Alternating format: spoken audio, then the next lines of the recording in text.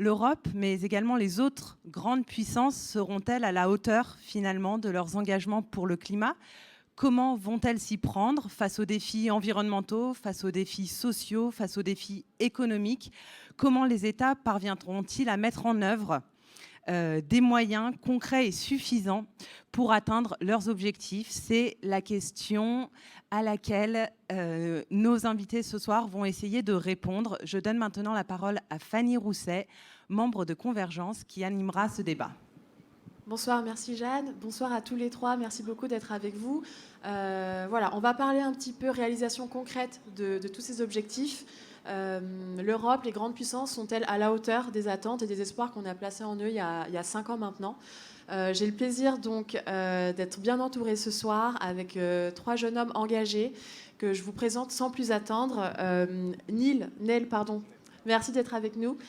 Nel Makarov, donc tu es responsable politiques européennes au sein du réseau Action Climat.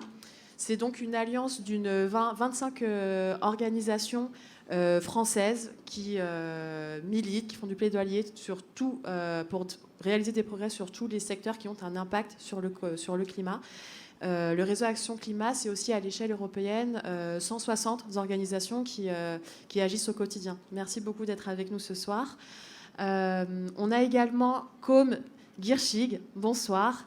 Donc Côme, tu es citoyen reporter à la Convention citoyenne pour le climat. Tu as été également représentant de la France au sommet de la jeunesse pour le climat auprès des Nations Unies.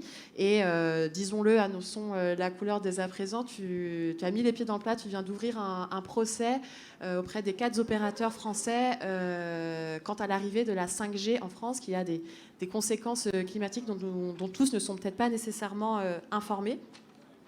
Et également, donc pour mêler la science à tous ces enjeux, j'ai le plaisir d'avoir avec nous Paul Valk. Bonsoir Paul, donc tu es chercheur postdoctorant au sein du Environmental Justice Program à la Georgetown University et tu vas nous parler un petit peu de sciences et d'économie ce soir. Ouais, bonsoir. Donc, bonsoir à tous les trois. On va parler un petit peu État et actualité. Donc, sans plus tarder, je me tourne vers toi, Nel. Il y a quelques jours, l'Union européenne a agi. Le Conseil européen s'est rassemblé pour parler climat. Est-ce que tu peux nous dire un petit peu si des décisions ont été prises, quelles sont-elles et quel en est l'impact? Oui, bien sûr, on parlait de changement systémique juste avant dans la dernière table ronde et je crois que, en l'occurrence, agir au niveau européen, c'est aussi engager les changements systémiques parce qu'en général, quand on prend des décisions au niveau européen, on fait bouger 450 millions de personnes vers la transition écologique éventuellement. Donc, on peut avoir vraiment un impact. Or, donc la semaine dernière a eu lieu un conseil des chefs d'État et de gouvernement qui est en fait où sont représentés Angela Merkel, Emmanuel Macron et les autres chefs d'État européens. Et ils ont décidé ensemble d'un nouvel objectif climatique européen pour 2030, donc pour les 10 prochaines années, d'au moins 55% de baisse des émissions de gaz à effet de serre. Ça peut paraître... C'est pas mal. C'est pas mal. On partait de 40%, donc vous voyez, la marche était quand même suffisamment... On a quand même augmenté l'objectif pour les 10 prochaines années. Et c'est intervenu la veille des 5 ans de l'anniversaire de l'accord de Paris. De l'anniversaire de l'accord de Paris. Et c'est pour ça que c'est important. Pourquoi ?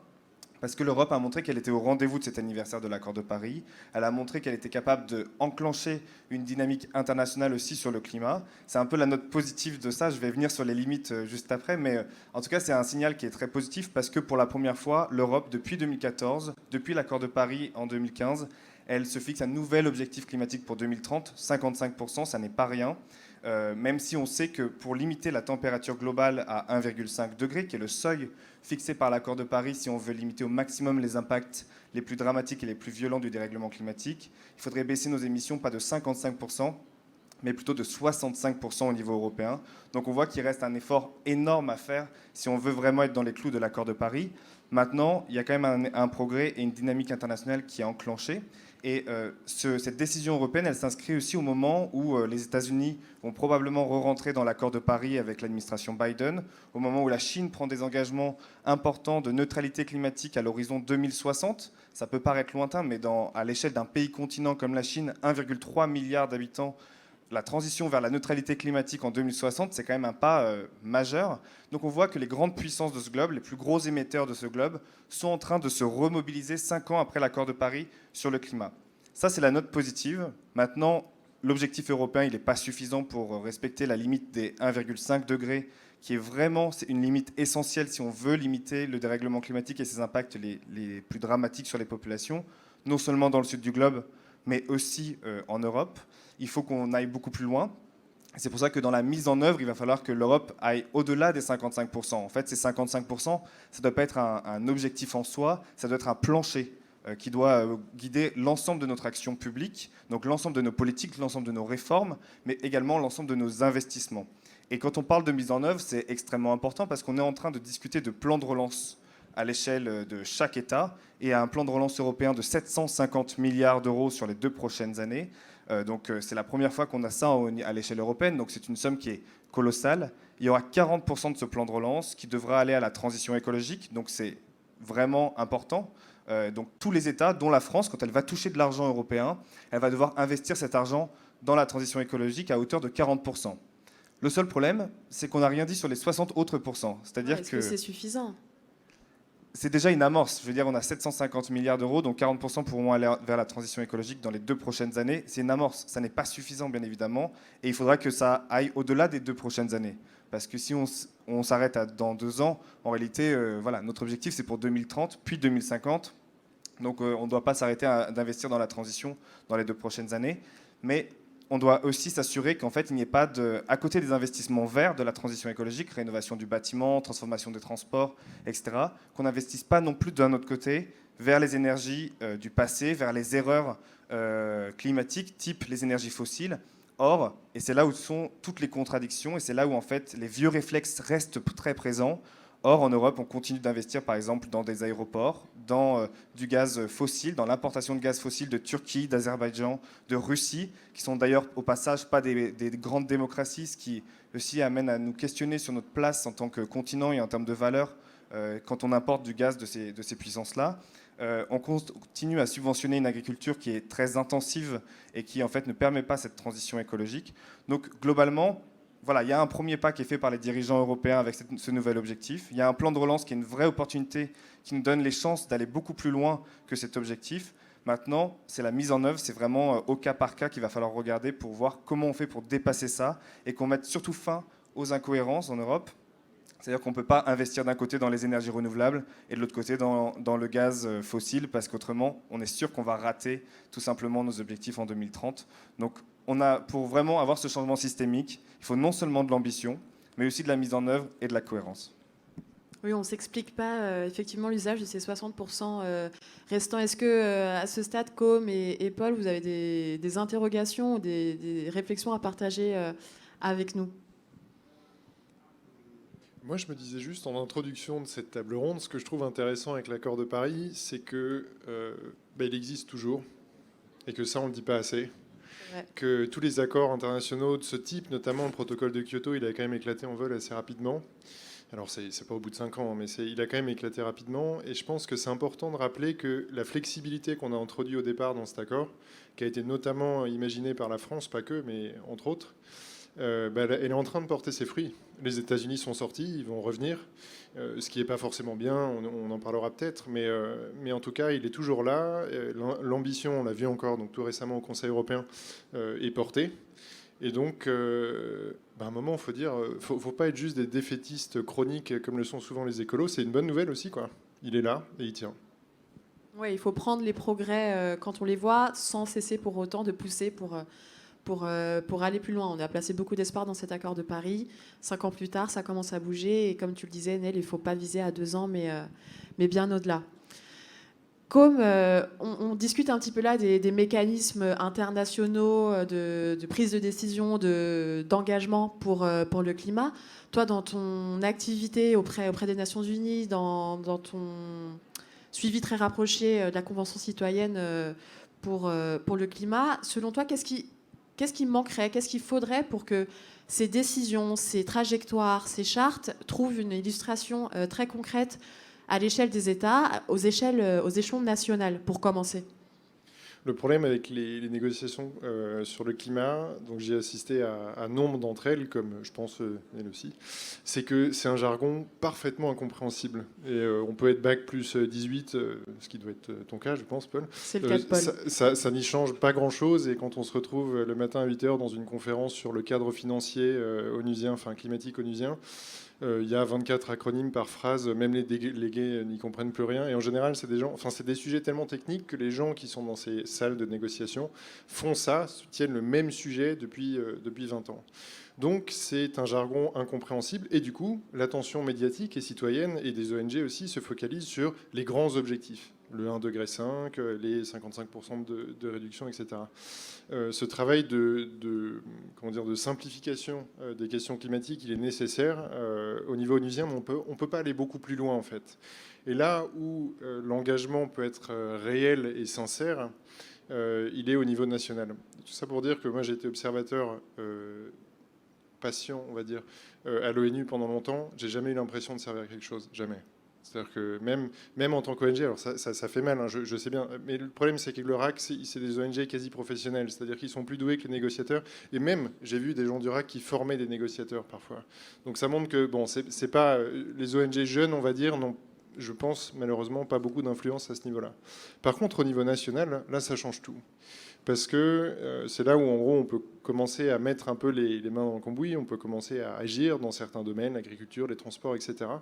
Et effectivement, l'expérience de la Convention citoyenne m'a montré que, alors pas tout se jouait là, mais beaucoup se jouait là. C'est-à-dire qu'en fait, le cadre, l'accord de Paris, c'est un cadre. Souvent, on passe un peu à côté de cette notion-là. C'est un cadre, c'est-à-dire c'est un truc dans lequel on va faire des choses, mais ça ne définit pas l'intérieur. Ça définit des limites, des seuils, des moyens éventuellement, mais ça ne définit pas ce qu'on fait dedans. Et du coup, l'expérience de la Convention citoyenne, pour moi, est beaucoup plus riche, en tout cas quand on est un citoyen lambda ou une personne engagée, parce qu'on peut tout de suite vraiment s'investir des sujets, réfléchir, être créatif, trouver des solutions. Et c'est ce qu'elle a montré en long, en large et en travers. Alors là, on a 40 minutes, donc je ne vais pas faire un exposé de la Convention citoyenne pour le climat, mais juste une... Tu peux nous en dire quelques mots, hein. Ouais. C'est quand même un élément, un levier très, très important. Là. C'est un levier très important pour plein de raisons. Alors, la plus évidente, c'est que c'est un moyen de favoriser l'acceptation sociale, parce que voilà, c'est les gens du terrain, c'est des gens qui sont confrontés à des réalités quotidiennes, qui prennent ces décisions, même si ce n'est pas des vraies décisions, parce qu'après c'est soumis au contrôle parlementaire et autres, mais ils ont ces idées-là. Mais il y a quelque chose peut-être qu'on dit moins souvent, qui est moins évident, et donc je vais m'attarder un peu là-dessus, c'est que pour moi la Convention citoyenne c'est aussi un curatif, c'est-à-dire c'est quelque chose. Les citoyens, jusqu'à maintenant, on leur demande leur avis une fois tous les 5 ans, une fois tous les 2 ans. Bon, il y a des élections parfois pour des conseils régionaux, on ne sait pas qui c'est, on ne sait même pas quel parti ils sont en général. On sait qu'ils ont beaucoup de pouvoir par contre. Mais en gros, c'est très dur de suivre cette politique-là. Là, avec la Convention citoyenne, tout d'un coup, soudainement, des gens se retrouvent investis d'un pouvoir de création de la loi au plus proche de la technique, quoi. Enfin, vraiment une création fine. Ils peuvent s'exprimer. Et quand je dis que c'est curatif, c'est que ça transforme les gens à vie, vraiment. Les gens qui ont été tirés au sort, et moi j'ai pu les suivre pendant toutes ces séances et je les ai interviewés régulièrement. Au début, on leur disait projet de loi de finances, c'est comme moi la poésie médiévale du XIIIe siècle, quoi. C'est un truc. Tu te demandes un peu ce que tu fais là, et voilà, je vais dire des bêtises. Voilà, exactement. Ils se sentaient pas légitimes aussi, ça c'est autre chose. Et en fait, en abordant ces sujets-là pendant des mois et des mois, ils se sont d'abord sentis légitimes et surtout, et c'est ça qui est important, ils se sont sentis compétents. Et cette compétence-là, que nous, en général, j'imagine là, tous autour de cette table, on prend un peu comme une évidence parce qu'on a fait des études. Et donc, forcément, quand on a fait des études, on voit que tout se désacralise un peu et on se sent légitime pour parler d'un projet de loi de finances, pour parler d'une calibration, d'une mesure sur la pollution des voitures, etc. C'est pas sorcier. Mais en fait, pour les gens, en général, c'est sorcier. Et donc, c'est des gens qui se désengagent, qui n'interviennent plus. Et donc, je vais terminer là-dessus. Une trajectoire que j'ai trouvée très intéressante dans cette convention, c'était une femme d'une 40aine d'années, je dirais, je ne vais pas demander son âge, qui était mère au foyer dans une commune rurale. Aujourd'hui, elle est maire.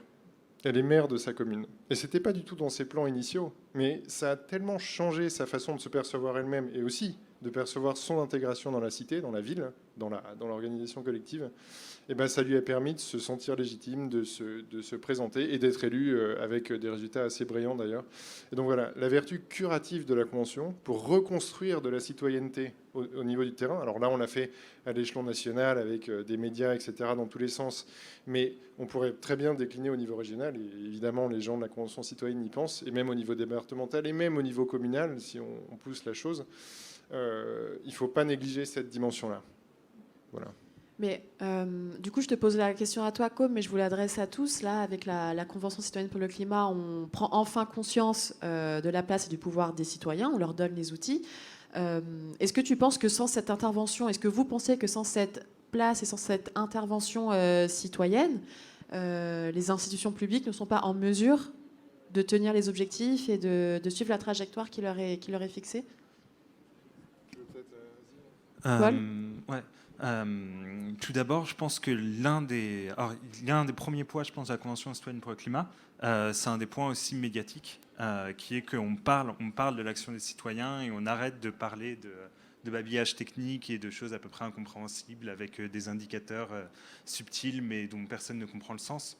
Et donc du coup, il y a un replacement du discours avec un discours qui est non technocrate et que tout le monde peut comprendre. Il y a aussi cette notion de, voilà, on n'est pas forcé de faire un bac plus 8 pour comprendre ce qui se passe. Généralement, faire un bac plus 8 n'aide pas à comprendre ce qui se passe. On s'enfonce dans des concepts, on s'enfonce dans des trucs très précis, on oublie de voir la big picture, de voir un peu ce qui se passe. De manière générale, on oublie de penser un peu en système et de penser de penser en tant que citoyen. En fait, on a tous des expériences et on a tous un pouvoir délibératif de pouvoir discuter ensemble et de créer des choses collectivement.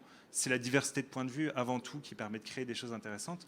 Et on a vu qu'il est parfaitement possible, en 9 mois, il me semble, de passer de gens qui pouvaient être des profondes incompétences sur des questions qui ne les intéressaient pas, à devenir des gens qui, pour certains médias, devenaient des dangereux radicaux dans leurs idées, qui étaient parfaitement au courant de sujets techniques et complexes. Donc voilà, il y a d'abord cette notion de démocratie et de technicité du débat qui, je pense, est remise en cause par ça. Il y a ce replacement du citoyen au sein de la société qui est quelque chose d'extrêmement important. La société, c'est avant tout un système métabolique qui est là pour les citoyens et qui englobe tous les citoyens qui font marcher la société. Si les citoyens arrêtent de faire société, il n'y a plus de société, quoi. Et donc ça a replacé ça. Après, on voit en ce moment à quel point le pouvoir se heurte à la force de proposition de la Convention citoyenne pour le climat. Et je n'ai aucune idée à quel point le bras de fer entre les citoyens et le gouvernement qui est en jeu actuellement va pouvoir se développer. On a très bien vu le coup des jokers qui était au tout début sur les 3 points. Qui ensuite s'est transformé en moyen plus ou moins détourné de simplement censurer une partie des propositions et de les vider de leur sens. Enfin, c'est un grand classique dans les gouvernements de vider de leur sens les propositions originales en disant mais non, regardez, on a essayé de les faire voter. Et enfin, cette agrégation des propositions à voter comme une seule proposition plutôt que de regarder les propositions en séparé. Les agrégats sont toujours extrêmement dangereux. Il faut voir les choses au point par point. Et il faut qu'on prenne le temps en tant que société de voir les choses au point par point. Mais je pense que, personnellement, ça m'a donné un espoir fantastique de voir qu'en 9 mois, n'importe quel citoyen devient quelqu'un de très compétent sur ces sujets et quelqu'un d'investi. Le problème qu'on a aujourd'hui, c'est un problème informationnel, c'est un problème de sensibilisation. Un problème pour les citoyens de prendre part à la société. Et si on arrive à résoudre ça, on aura déjà beaucoup de choses qui seront réparées. Un progrès. Nel, je te vois acquiescer, réagir. Oui, je pense que la Convention citoyenne était clairement un exercice démocratique sans précédent.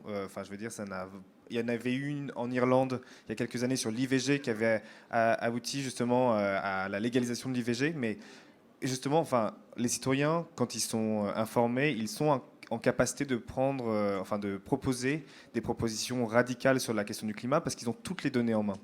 Et le problème du refus du gouvernement de prendre ces propositions sans filtre, c'était la phrase du président de la République, il fallait reprendre les propositions de la Convention sans filtre.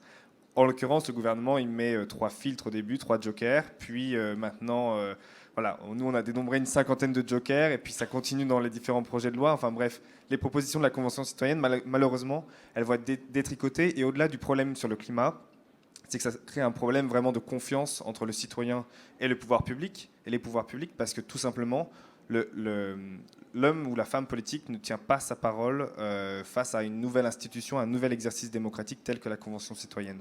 Et la Convention citoyenne, elle a créé des émules ailleurs en Europe. Vous avez en Espagne une Convention citoyenne sur le climat qui s'est créée, au Royaume-Uni de la même manière.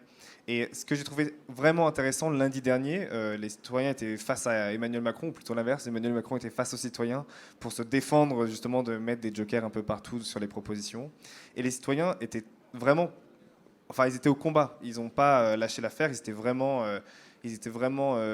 ont vraiment souhaité pousser le président de la République dans ses retranchements pour lui demander pourquoi il mettait des jokers, alors qu'au moment même où en fait on est en train de relever notre ambition, on est en train d'augmenter nos objectifs, et ben on est en train de baisser l'ambition des mesures pour atteindre cet objectif. Donc en fait, les citoyens ne comprennent pas. Ils disent en Europe, on est en train d'avoir un nouvel objectif qui est bien ambitieux. Or, en France, on est en train de dire, on est en train de saper toutes les mesures qui pourraient atteindre cet objectif. Donc, quelque part, et les citoyens l'ont rappelé, ils ont dit, mais vous portez l'ambition en Europe, mais vous n'êtes pas capable de la mettre en œuvre au niveau national. Et donc, il y a une vraie incohérence à un moment donné qu'il va falloir gommer quelque part de la part du gouvernement, parce que sinon, vraiment, ça ruine non seulement les efforts sur le climat, mais aussi la confiance démocratique vis-à-vis des pouvoirs publics. Ouais, vas-y Paul, je t'en prie. Et c'est un enjeu majeur, hein, cette confiance démocratique. Vas-y Paul. Je pense que justement, ça touche à un des grands impensés de notre société qui est aussi la cause de la crise climatique, qui est la notion de commun.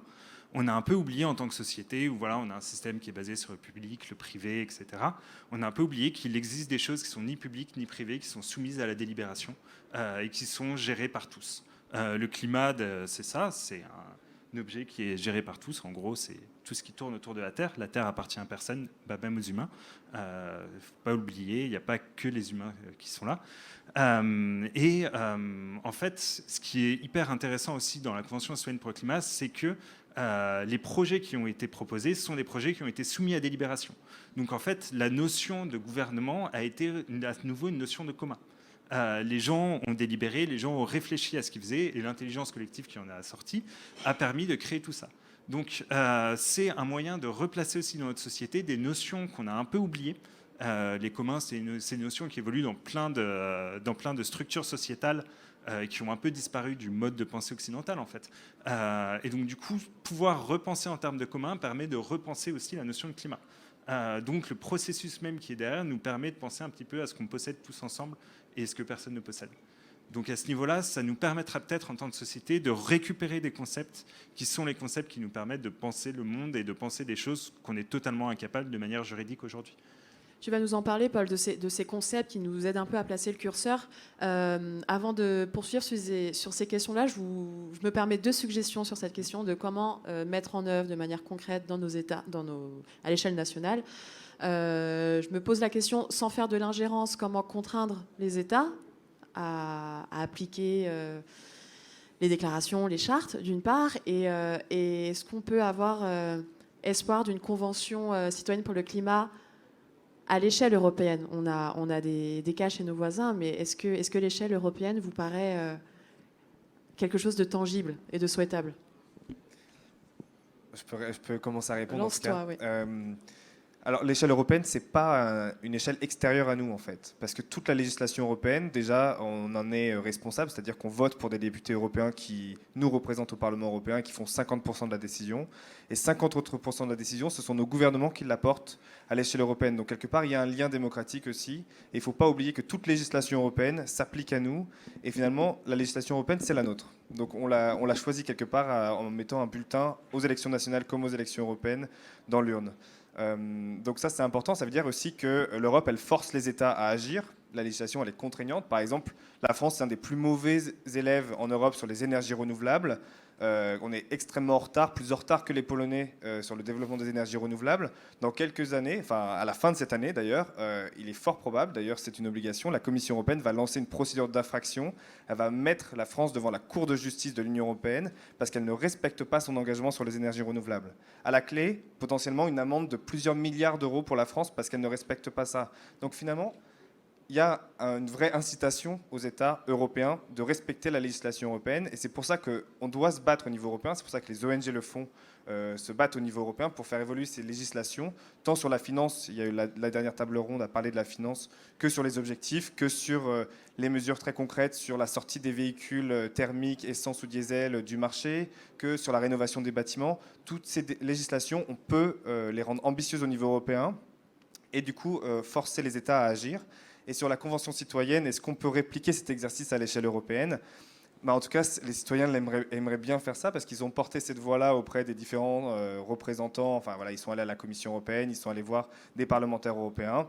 Et voilà, ils essayent de porter cette voix. Je pense que ça serait vraiment un outil important parce qu'on voit deux tendances qui sont en train de monter. Les citoyens, quelque part, ils veulent de la radicalité dans les mesures sur le climat. Il y a eu un sondage qui est sorti il y a quelques jours qui dit que 70% des citoyens européens, donc au sein de l'Union européenne, sont prêts à avoir beaucoup plus de mesures strictes sur le climat, c'est-à-dire beaucoup plus de contraintes. C'est-à-dire que tous ceux qui nous disent que l'écologie finalement dure ou punitive, elle n'est pas acceptée par les citoyens, en fait, ils ont tort. Les citoyens, ils veulent qu'on avance beaucoup plus rapidement et de manière beaucoup plus radicale sur l'écologie. Donc ils sont prêts à aller beaucoup plus loin. Et je pense que de faire porter leur voix à l'échelle européenne à travers ce type d'exercice serait vraiment très intéressant. Maintenant, ça serait forcément d'une plus grande ampleur, mais ça serait vraiment très intéressant. Ouais, on espère voir ça éclore. Pour poursuivre... J'aimerais bien juste rebondir sur un truc, et justement sur ces questions d'indicateurs. Les indicateurs sont un peu ce qui drive tout, et les indicateurs sont aussi pleins d'impensés et sont pleins de manières de tricher. C'est extrêmement intéressant et important de réfléchir à quels indicateurs on utilise, puisque c'est nos boussoles. Et notamment, je trouve ça hyper intéressant de justement cette comparaison avec la Pologne, où là, voilà, on est sur un indicateur qui est un indicateur sur les énergies renouvelables. On pourrait aussi réfléchir en termes d'indicateurs sur l'intensité carbone de notre énergie, où dans ce cas-là, c'est différent. Et en fait, on a un énorme impensé, un énorme cadavre qui est dans notre placard, qui est le placard du nucléaire, qui est une vraie question de société. Est-ce qu'il faut qu'on arrête le nucléaire ou est-ce qu'il faut qu'on continue le nucléaire, qui, je pense, dépasse largement le cadre de ce débat ici. Mais voilà, ça fera partie des débats qui sont nécessaires à avoir pour réfléchir aux notions de société. Et surtout, l'électricité n'est pas tant que ça la question. En fait, l'électricité, c'est 20% de l'énergie qu'on consomme. Les 80%, c'est l'énergie fossile. Se focaliser sur les 20% d'électricité, c'est en fait laisser 80% du problème. Donc on a un vrai problème aujourd'hui qui est 80% de l'énergie qu'on consomme est de l'énergie directement fossile, sous forme de pétrole ou de gaz non électrique. Et c'est ça qu'il faut avant tout arriver à gérer. Se concentrer sur l'électricité, je pense, est un problème. Et après, il y a énormément de problèmes sur la notion de nucléaire en France, et de nucléaire en général, sur le côté technocratique, sur la gestion des risques, etc., qui est un autre débat qu'il faut qu'on ait. Tant qu'on n'a pas ce débat, je pense qu'on a une énorme partie de l'écologie qui est bloquée, et ça va être difficile d'aller plus loin, notamment à l'échelle européenne, sur ces sujets-là.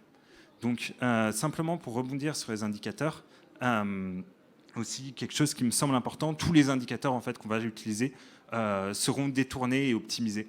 Parce que dès qu'on a des indicateurs, on va avoir un bon score, hein, c'est notre note. Et voilà, on aime bien avoir des bonnes notes. Et notamment, l'un des indicateurs qui est le plus important aujourd'hui dans notre société, c'est le PIB. Et c'est le taux de croissance du PIB qu'on nous ressort partout.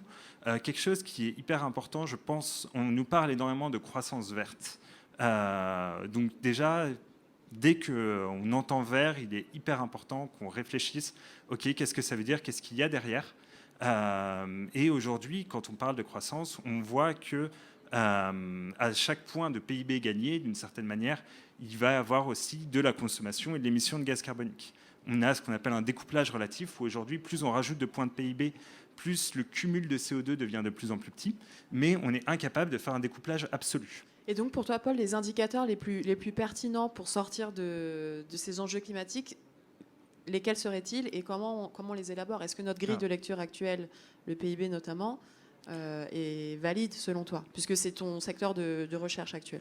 Ouais. Alors la notion de croissance du PIB, tant qu'on n'a pas de découplage absolu, tant qu'on n'est pas capable de faire croître le PIB sans faire croître les émissions de gaz à effet de serre, il faut qu'on trouve un moyen de faire autrement. Donc ça passe par avoir d'autres stratégies que de faire de la croissance de PIB. De toute manière, la croissance de PIB, c'est de la croissance extensive. On ne réfléchit pas vraiment à ce qui se passe et le PIB ne veut pas dire tant de choses que ça. Tu me disais qu'il était essentiel d'intégrer les facteurs de réduction des inégalités dans ces calculs. Ok, donc en gros, quand on fait de l'économie, on aime bien agréger des choses. Donc on prend tous les citoyens, on prend tous les cumuls, et on en fait une belle moyenne ou une belle somme, et on regarde ce que ça donne. Le problème de ça, c'est qu'en fait, on a des sociétés qui sont profondément inégalitaires en termes de revenus, inégalitaires en termes d'activité, et aussi inégalitaires en termes d'émissions de CO2. Donc du coup, quand on dit par exemple il faut mettre en place des choses pour limiter les émissions de CO2 qui touchent toute la société, en fait on touche 100% des citoyens. Pour beaucoup, il y a des choses qui sont punitives là-dedans. Il y a un truc qui est simple, c'est si on touche 20% qui sont les plus riches de la société et ceux qui polluent le plus, parce qu'il y a quand même une belle corrélation entre les deux, on règle une énorme partie du problème. Donc un des moyens qui pourrait être intéressant, c'est d'arrêter de considérer des agrégats sur l'ensemble et de considérer simplement, voilà, on va faire un indicateur sur les personnes qui sont les plus riches ou sur les personnes qui consomment le plus. Donc on peut régler, je pense, une très grande partie du problème des réductions, en plus en tapant sur les réductions qui sont les plus faciles à enlever, au lieu de considérer les réductions au lieu de considérer les émissions de l'ensemble des gens. De manière générale, on considère l'émission des 10% des personnes qui polluent le plus, qui sont d'abord les émissions à enlever en premier. On fait une frappe chirurgicale sur le principal problème au lieu de faire un traitement avec des antibiotiques larges, d'une certaine manière. Et la seconde chose, c'est qu'on sait très bien que tant qu'on est dans une société avec une pauvreté qui est forte, cette pauvreté aussi, elle incite à une volonté de croissance, puisqu'on a cette illusion que si on continue à grandir, alors les pauvres seront moins pauvres. Ce qu'on voit, c'est totalement le contraire. Et aujourd'hui, en fait, on fait de la croissance de bulles et on a des clusters d'argent qui se mettent en place dans notre société, avec plein d'argent d'un côté qui n'est absolument pas redistribué à l'ensemble. Donc du coup, on fait d'un côté des critères sur les 10% des gens qui émettent le plus. De l'autre côté, on regarde les salaires sur les 10% des gens qui touchent le moins. Et déjà, si on arrive à jouer sur ces indicateurs-là, je pense qu'on réglera une très grosse partie des inégalités et une bonne partie des émissions, au moins les plus simples à enlever. D'accord, merci beaucoup Paul. Et en deux mots, parce que ça me paraît une notion assez incontournable de tes travaux, mais rapidement puisqu'on est pris par le temps, tu me disais que tu questionnais assez fortement, que tu remettais vraiment en cause même les notions de croissance verte et de développement durable. Est-ce que tu peux nous dire ça assez rapidement ? C'est ces notions de découplage absolu. Concrètement, les émissions de gaz à effet de serre, généralement, ça vient de l'énergie. L'énergie, c'est ce qui fait fonctionner une société. Une société et une économie, en fait, c'est un métabolisme. On prend des ressources d'un côté et on sort des services et des choses de l'autre. Et donc, concrètement, ça fonctionne à partir d'énergie. Ensuite, il y a plein de manières subtiles et une organisation sociétale qui permet de produire des services et plein de choses à ce niveau-là. Mais avant tout, une société, c'est une machine qui transforme une énergie, c'est un organisme. Donc du coup, si on a besoin de moins d'énergie et que 80% de notre énergie est carbonée par essence pour le moment, c'est pas en grandissant qu'on va arriver à diminuer les émissions. Donc ça, c'est le problème du découplage absolu. Tant qu'on n'a pas de découplage absolu, tant qu'on ne sait pas faire de la croissance sans faire croître les émissions, il faut qu'on change de paradigme et qu'on change de paradigme de croissance. Notamment, il faut qu'on arrête avec cette idée que la croissance permettra de régler les problèmes des inégalités en sauvant tout le monde. Très clair. J'espère en tout cas que c'est très clair et ça vaudra le coup d'en rediscuter par la suite.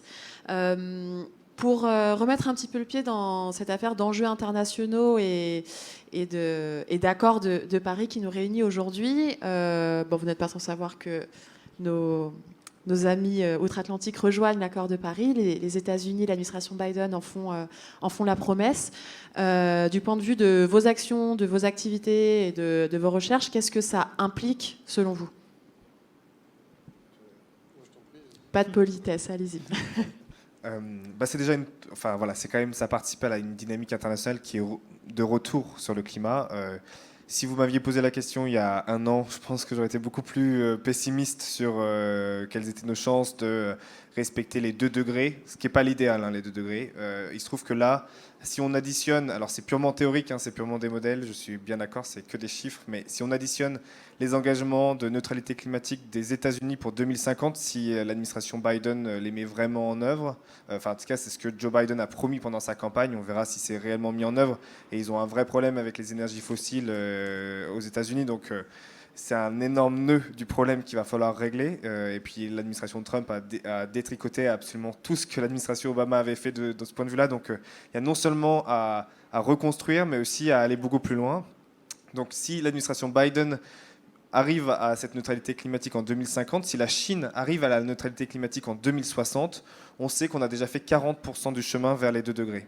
Donc on voit à quel point ces deux énormes émetteurs d'émissions de gaz à effet de serre, finalement, comptent dans le jeu international. Ça, si on ajoute à ça, bien sûr, la stratégie européenne, ben finalement, on est quand même sur une bonne trajectoire, alors qu'il y a un an, si on regardait juste les engagements, on était à plus 4 degrés. Aujourd'hui, si on regarde juste les engagements, on est à plus 2,1 degrés. Ce n'est pas la panacée, ça reste des engagements, ça veut dire que rien n'est fait derrière. Il va falloir mettre en œuvre tout ça, parce que si on regarde les actions concrètes, on est toujours sur plus 4 degrés. Hein. Donc ça veut dire qu'il va falloir traduire cette ambition en action, ce qui est le plus difficile, et c'est là où on touche aussi l'acceptabilité sociale, c'est là où on touche le nœud du problème, les énergies fossiles, les inégalités également. Mais en tout cas, voilà, il y a une nouvelle dynamique internationale qui est renouée avec les élections américaines, et surtout un État qu'on oublie très souvent dans notre analyse, c'est la Chine. En réalité, il ne faut pas oublier que la Chine, c'est le premier pollueur au monde.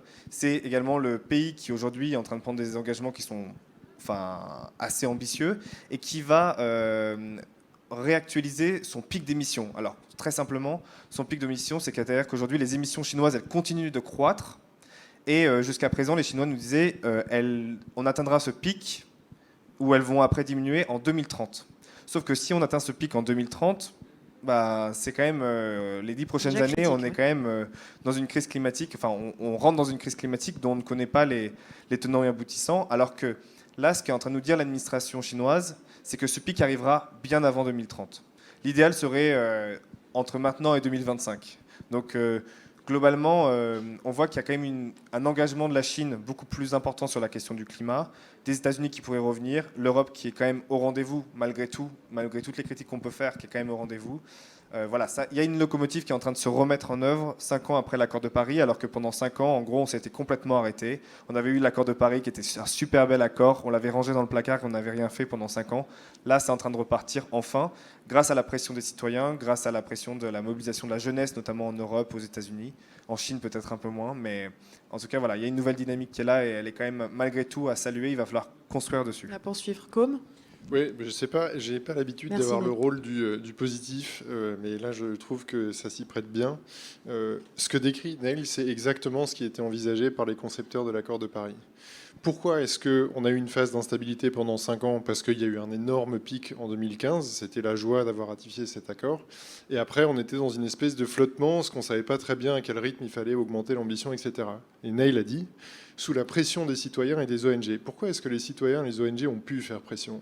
Parce que ce cadre, il est très transparent. Et c'est ça l'objectif premier de l'accord de Paris, c'est de rendre extrêmement transparents les mécanismes qui mènent au rehaussement de l'ambition et aussi les mécanismes qui permettent de faire la comptabilité des émissions des États. Et donc si les ONG et les citoyens ont pu faire pression, c'est précisément parce que dès la conception de l'accord, on a fait en sorte que ce soit un... J'ai plus le nom de ce truc, comment ça s'appelle ? Des espèces de prisons là où on peut voir le panopticon. Voilà. En gros, les États, ils sont au cœur, enfin ils sont dans une cellule de panopticon. Ils sont visibles par tout le monde, les médias, les citoyens. L'info est très accessible. Donc, chapeau aux concepteurs de l'accord de Paris, quoi. Sur ce point-là, en tout cas. Chapeau et oui, Paul, pardon, je t'en prie. C'est juste un des enjeux et une chose qui va être très compliquée au niveau des États-Unis, c'est du coup ce qu'on disait sur les shale oil et toute l'industrie pétrolière et des énergies fossiles américaines, où il y a eu d'énormes investissements ces derniers temps, qui ont été des investissements qui n'étaient pas du tout rentables, sans doute tant mieux pour la planète, mais qui risquent d'avoir des déflagrations assez monstrueuses sur l'économie américaine d'ici les prochaines années. Est-ce que les Américains vont décider de rentabiliser, essayer de rentabiliser au plus et limiter la casse qu'ils ont avec ça, ou pas? S'ils refusent de les rentabiliser, c'est bien, mais ça va leur coûter très cher économiquement. Et c'est pas sûr qu'ils aient envie de payer ce prix-là dans le cadre de la crise qu'on traverse aussi économique. Voilà, on a les deux problèmes qui sont liés, malheureusement. Et si jamais ils décident de les exploiter, ils risquent de devenir quand même un énorme émetteur et d'avoir beaucoup de mal à transiter. Donc pour le moment, c'est pas du tout évident, vu les intérêts économiques et financiers, qu'ils décident de faire un véritable engagement qui soit plus que de la peinture verte. Donc à ce niveau-là, il faut quand même qu'on fasse attention. On est dans une période où on vient d'avoir un changement de régime qui est assez incroyable. On a tous énormément d'espoir sur ce qui va se passer parce que c'est l'une des clés du futur. Mais il ne faut pas oublier qu'on est dans une période de promesses électorales. On est dans une période où on promet que rien ne va être comme avant, etc. Les faits le montreront. Et je pense qu'il ne faut pas oublier que voilà, les discours, c'est très bien. On se souvient des premiers discours de Macron sur la Convention citoyenne pour le climat. Voilà, comment ça va se transformer, ça reste une question qui reste une question primaire. On est dans une période cruciale, on a de gros changements électoraux de par le monde. Les Nations Unies ont lancé leur campagne 10 to go, on a 10 ans pour y parvenir. L'accord de Paris sont de nouveau sous le radar. Tu nous disais, Nel, il faut y aller, mais il faut y aller vite. Si je vous posais la question de, selon vous, quels sont les enjeux prioritaires pour suivre les trajectoires carbone, pour atteindre le 1,5 en France ou à l'échelle européenne ou à l'international, selon vos points de vue, quels seraient-ils, 2 ou 3 actions qui vraiment ne peuvent plus attendre, parmi tant d'autres, et quelques actions, quelques propositions de solutions pour y parvenir? Il y a d'abord un truc qui, je pense, va être contre-intuitif, mais qui, je pense, ça peut être intéressant, qui est que pour le moment, on reste encore dans une pensée qui peut être caricaturalement dite comme néocoloniale, à savoir qu'on a externalisé toutes nos pollutions. Et donc, du coup, personnellement, quand j'étais citoyen, un grand débat avec François de Rugy, il nous avait présenté des super chiffres en disant que voilà, en France, on était très peu de carbone par personne, simplement parce qu'il négligeait les importations. On sait qu'aujourd'hui, on manque de jobs en France et on sait aussi que ce qu'on externalise est produit de manière hyper polluante. Donc la première chose serait en fait, de réindustrialiser la France pour assumer nos pollutions. On diminue nos exportations en les ayant sur notre territoire. Et du coup, si on décide de produire des trucs hyper polluants, c'est notre problème. Et là, bizarrement, ça va nous concerner. Et bizarrement, si ça nous concerne, à mon avis, ça va changer quand même pas mal de choses. Ça va relocaliser la problématique aussi. Ouais, mais c'est facile, loin des yeux, loin du cœur. Donc forcément, si on a le problème face à nous et qu'on se retrouve dans le smog de Londres de 52 qui a massacré quand même une bonne partie de Londoniens avec la pollution, on va commencer à se poser des questions. On a toujours ce problème qu'en tant que société, on réagit aux symptômes et on ne réagit pas aux causes. Les symptômes, ils mettent énormément de temps à se mettre en place. Les symptômes du climat, voilà, le climat, ça reste un système avec une très forte inertie où les émissions, elles sont là pour... les conséquences des émissions, on les verra dans 20 ans. Avant 2040, on ne changera pas puisque les émissions sont déjà là, de toute manière. Donc du coup, tant qu'on réfléchit sur les symptômes et pas sur les causes, tant qu'on a externalisé tous nos problèmes et que voilà, c'est pas nos problèmes parce que justement ils sont ailleurs, on est incapable de penser à un bien global. Ouais, la réindustrialisation. Comme les points d'action, les grosses priorités pour toi. Pourquoi on se bat demain? Pourquoi on se bat demain? Alors je vais donner une réponse d'abord scolaire et après une réponse un peu plus de fond. La réponse scolaire, c'est qu'il suffit de regarder un peu les métriques environnementales. Alors on va prendre l'empreinte carbone et non pas l'inventaire carbone, sinon on se tromperait, on ne prendrait pas en compte les émissions importées. Il faut évidemment être très actif dans 4 ou 5 domaines principaux. C'est les domaines qui ont été couverts par la Convention citoyenne pour le climat. C'est le logement, des problèmes des passoires énergétiques par millions. C'est quelque chose de, en fait, pas très compliqué techniquement. Le seul problème, c'est d'ordre administratif et technique. Il faut qu'on s'arrête maintenant ou non? On finit notre petite discussion. Petite discussion. Bon, alors je vais peut-être pas insister trop longuement là-dessus, mais le logement, les transports, évidemment, et l'agriculture, moi, c'est les 3 trucs que je mettrais en premier. Après, sur ça, donc c'est un peu l'aspect sectoriel. Au niveau de la France, tu entends? Au niveau de la France. Mais en fait, j'imagine, au niveau du monde, même en Europe, les problèmes sont toujours les mêmes. C'est le transport qui émet énormément et les logements. Et après, tous les trucs, style cuisine, production d'électricité, etc., c'est pas, bien sûr, c'est pas marginal, mais c'est beaucoup plus faible. Et même l'aviation, dont on parle très souvent, nous, ça nous intéresse beaucoup parce que c'est dans notre modèle culturel de prendre l'avion. Mais en fait, aujourd'hui, si on prend une photo des 8 milliards d'habitants, il y en a 1 sur 8 qui a déjà pris l'avion une fois dans sa vie. Donc, en fait, c'est pas un truc... Enfin, il faut le prendre en compte, bien sûr, parce que ça va devenir, puisqu'on a exporté notre modèle de consommation dans le monde entier, il va y avoir une classe moyenne, notamment, qui va émerger, enfin, qui a quasi déjà émergé en Chine, qui va adopter notre mode de consommation à 10 tonnes de CO2 par an. Donc, ça va devenir un problème, mais pas pour l'instant. Juste, sur le modèle culturel qu'on a dans la tête, une proposition assez emblématique de la Convention citoyenne qui a été écartée. Alors, c'était pas dans les 3 jokers, mais ça a été écarté, à croire qu'il y en avait plus. Et leur proposition, enfin, la proposition consistait à interdire toute forme de publicité sur des biens polluants. Alors, il fallait encore définir l'indicateur, mais c'était ça l'objet de la discussion. Et le gouvernement a décidé que finalement, seule la pub sur les produits pétroliers serait interdite. Donc c'est assez, bon, c'est rigolo parce que c'est vrai que c'est pas fréquent de voir de la pub pour des barils dans le métro, mais bon, il se trouve que ça a été la proposition retenue pour l'instant. Et ça montre bien justement que le gouvernement, enfin bon, c'est pas à sa charge. Enfin, les gouvernements avant étaient un peu sur la même ligne. L'aborde encore d'une façon très technique et très alors quoi, qu'est-ce qui met les transports, très bien, voitures électriques, les logements, très bien, on va former 100 000 apprentis pour faire de l'isolation. Mais en fait, le problème il est plus profond. Et on l'a vu dans la table ronde juste avant, c'est un problème culturel, c'est un problème de logiciel qu'on a dans la tête. Et je pense que tant qu'on ne s'attelle pas très tôt à notamment interdire toute forme de publicité, toute forme même de récit de société qui promeut la consommation, Camille et Hugo on en parlait juste avant avec la logique de il faut travailler pour réussir sa vie. Il faut produire, en gros. Il faut être intégré dans un système productif pour réussir sa vie et pour être légitime quelque part à entrer dans la vie. On le voit aujourd'hui. N'importe qui d'entre nous, s'il se retrouve au chômage, et c'est peut-être déjà le cas pour certains d'entre nous, parce que c'est fréquent dans les milieux un peu militants, c'est un drame personnel. On ne sait même pas dire pourquoi. C'est juste que c'est un drame personnel. On n'est pas intégré dans la structure productive. On se sent donc inutile. On ne se perçoit plus en tant qu'être. On est juste inutile parce qu'on ne produit plus. Et ça fait partie des choses qu'il faut casser. Et c'est beaucoup plus dur que de faire une voiture électrique ou de mettre des ingénieurs pour faire un avion à hydrogène. Du coup, j'en profite, juste une virgule sur mon procès 5G. Ça en fait partie. Tu parlais de relocalisation. Je pense qu'un des problèmes très importants qu'on a aujourd'hui, c'est qu'on ne voit et ne comprend rien de ce qu'on fait, de ce qu'on consomme. On ne voit plus nos impacts, etc. Et donc, pour moi, toute chose qui irait encore dans le sens d'une déconnexion au réel, ce que fera la 5G, puisque avec les objets connectés, on n'aura plus besoin de penser à nos courses, à nos transports, etc. Tout sera largement automatisé. Ça va dans la mauvaise direction. Donc voilà, j'ai choisi de m'atteler à ce combat-là pour qu'on reprenne prise avec le réel. Et c'est pas un truc je vais dire un mot violent, enfin un mot un peu absurde. C'est pas de la magie noire, c'est pas un truc de chaman, c'est pas un truc d'écolo moustachu perdu dans la Creuse de dire ça.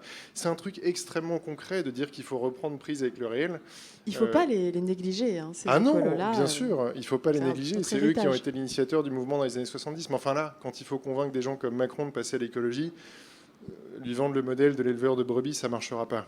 Donc il faut le rendre un peu plus sexy, ce modèle. Et je trouve que réfléchir à un nouveau modèle d'intégration sociale, notamment en se passant de la 5G, ce qui serait une innovation quelque part, parce qu'en fait, tous les autres pays le font. Si l'innovation, c'est faire quelque chose que les autres ne font pas, ne pas le faire, on sera déjà innovant. Enfin bon, ça, je ne suis pas sûr qu'ils y aient pensé. Voilà, il faut... Bon, là, je m'étends, je vais laisser les autres conclure. On espère que le message est passé. Voilà, on espère en tout que cas. le message est passé, très bien. Néel, les prios selon toi? Ouais, 1 minute, du coup...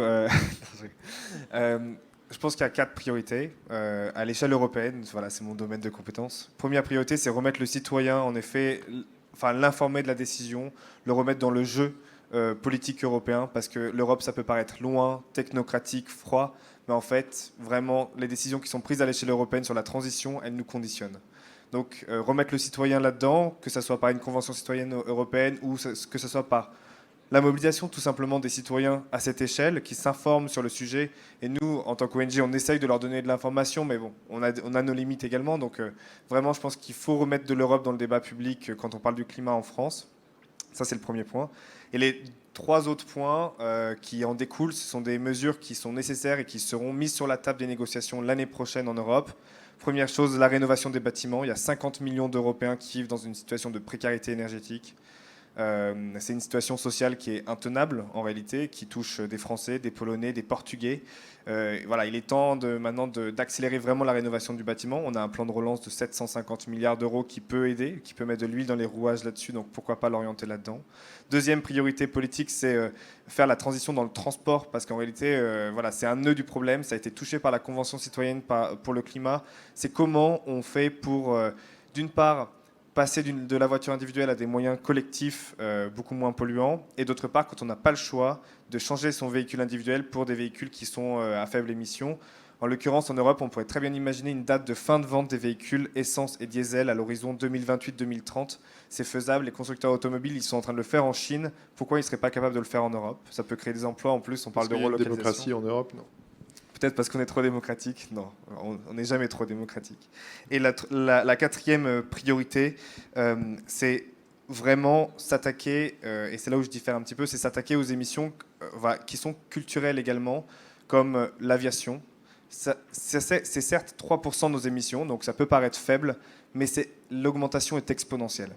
C'est-à-dire que si on n'attaque pas le nœud du problème qui est culturel ici, et là je te rejoins totalement, et ben malheureusement, dans quelques années, ce ne sera pas 3%, ça sera 5%, etc. Donc vraiment, on doit faire quelque chose sur les émissions de l'aviation. Et je m'arrête là parce que je crois qu'on a écoulé le temps, mais voilà, on a un changement démocratique à mener et après des mesures concrètes, secteur par secteur, pour infléchir nos émissions de gaz à effet de serre en Europe et en France. Et de ce point de vue-là, les propositions de la Convention citoyenne pour le climat, elles sont vraiment connectées avec ce qu'on peut faire également en Europe dans le cadre du Green Deal, etc., et du plan de relance européen. Mais enfin, il y a vraiment des choses à lier, ces deux échelons, le national et l'Europe, sur la question du climat. Les propositions de la Convention et les actions et le plaidoyer du réseau Action Climat aussi, je pense, qui poussent en ce sens. J'ai un petit tic-tac dans l'oreille. Ouais. Pas TikTok, parce que je n'ai pas TikTok, je n'ai pas ce réseau social. Voilà. Si je peux juste dire 2-3 points. Le premier, je pense qu'il y a un truc qui est extrêmement important. Juste un. Ok. Le climat est un problème. Le climat est un problème monstrueux, mais c'est surtout le symptôme d'un problème qui est plus large, qui est un problème d'idéologie, qui est un problème de la manière dont on pense le monde, la manière dont on utilise des concepts. L'économie, il ne faut pas oublier que voilà, on fait des maths, mais on fait des maths qui traduisent des hypothèses qui sont des idéologies.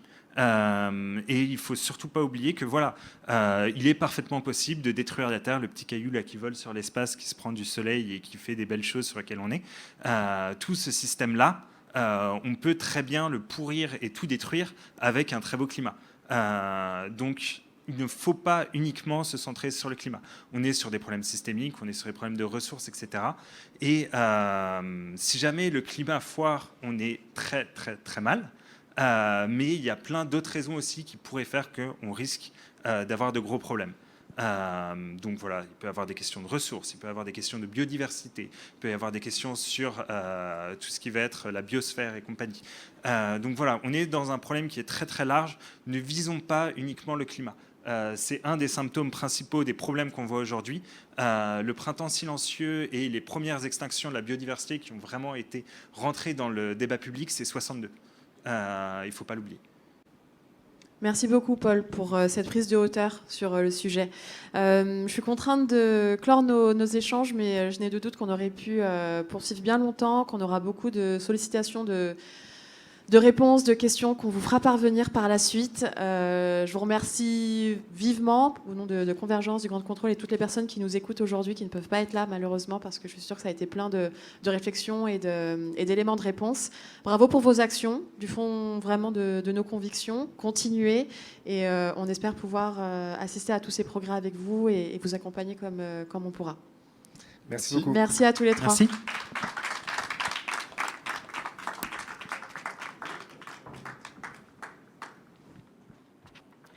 Merci à toutes et à tous pour cet échange très intéressant. Pour terminer cette soirée, Convergence voulait s'associer à Elix. Elix, je vais vous en parler un petit peu. Pour revenir sur le contexte, n'oublions pas que les enjeux climatiques s'inscrivent dans les objectifs de développement durable des Nations Unies. C'est l'objectif 13. Et donc Convergence a décidé de se mobiliser dans ce cadre aux côtés d'Elix. Elix, qu'est-ce que c'est ? C'est un petit personnage virtuel qui, depuis 2015, fait la promotion des objectifs de l'ONU, des Nations Unies, et qui, grâce à une approche à la fois pédagogique, inclusive et positive, essaie de communiquer sur ces sujets. Elix est une star internationale et il est avec nous ce soir grâce à cette vidéo.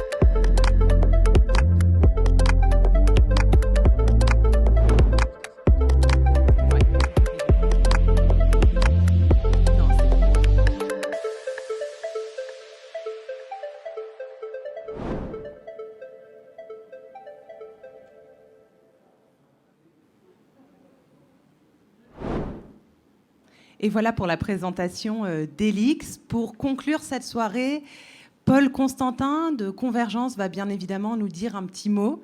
Et puis ensuite, ce sera la fin, malheureusement. Merci beaucoup, Jeanne. On voudrait vraiment remercier les participants, les intervenantes, les intervenants qui sont venus avec nous ce soir. Quand on a pris la décision d'organiser cet événement, se dire on va rassembler du monde pour venir sur scène, pour se rassembler et porter un sujet ensemble, c'était une très très belle idée et c'était aussi une idée ambitieuse dans la période qu'on connaît. Et donc vraiment merci du fond du cœur à tous les intervenants, tous les intervenants qui sont venus avec nous. Un très très grand merci aussi à Jeanne Kless, qui a été notre merveilleuse maîtresse de cérémonie ce soir. Et je vous invite tous à faire comme moi, écouter le podcast Basilic. On apprend beaucoup de choses et vraiment, dans les sujets qu'on porte aujourd'hui, c'est très utile d'avoir ce type de contenus qui sont disponibles, qui sont faciles pour apprendre des choses, changer un petit peu et être sensibilisé sur des sujets importants. Donc merci. Merci beaucoup à Laurie Debove aussi de La Relève et la Peste, qui est aussi un média très, très intéressant, très engagé et que j'invite tout le monde à suivre. Et bien sûr, à Fanny Rousset, ma collègue, qui a aussi modéré la deuxième session. Donc, un merci des équipes à ceux qui sont venus, aussi aux participants. Et puis, maintenant, je veux aussi remercier les équipes qui ont travaillé, qui se sont mobilisées pour porter cet événement et lui donner vie. Donc, d'abord, les équipes de Ground Control qui ont travaillé avec nous et qui ont été sur la durée... On a travaillé main dans la main pour monter cet événement. Donc Mathilde, Anouk, Élise, vraiment un grand merci de notre part à tous. Et aussi les équipes de Convergence qui se sont mobilisées avec nous dans cette période de grosses activités pour tout le monde. Donc Fanny, bien sûr, qui était là aujourd'hui sur scène, Thibaut, Clara, Leïla, et Baptiste, Alice. Voilà, c'est vraiment ça le mot de la fin. Paul a dit beaucoup de choses, mais il a oublié de mentionner un très beau projet qui porte aussi en ce moment avec Ground Control, qui est un podcast aussi qui s'appelle L'Émerveillement, qui est un projet très intéressant qui permet d'aborder, comme ce soir, des thématiques complexes d'une façon assez simple, mais qui embrasse cette complexité. Donc c'est aussi un podcast qui est disponible sur vos plateformes, qui est disponible sur le site de Ground Control, et je vous invite aussi à en prendre connaissance, parce que Paul n'en a pas parlé. Voilà, merci encore à toutes et à tous, et je vous souhaite de la part de toutes les équipes une fin d'année aussi belle et aussi bonne que possible, et on espère tous vous retrouver très bientôt, en vrai, autant que possible. Merci beaucoup, merci Jeanne, et à bientôt.